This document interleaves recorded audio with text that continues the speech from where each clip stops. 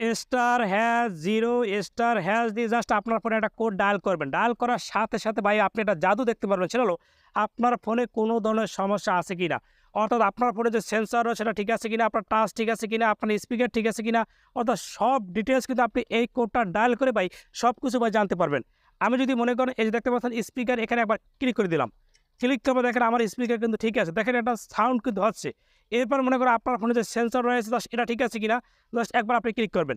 Click করার পর দেখেন আমার ফোনে যতগুলো ফাংশন সবগুলো ফাংশন দেখেন এরকম কিন্তু দেখেন রানিং আছে কিনা, তাহলে বুঝুন যে সকল ফাংশনগুলো আপনার ফোনের ভাই ঠিক আছে।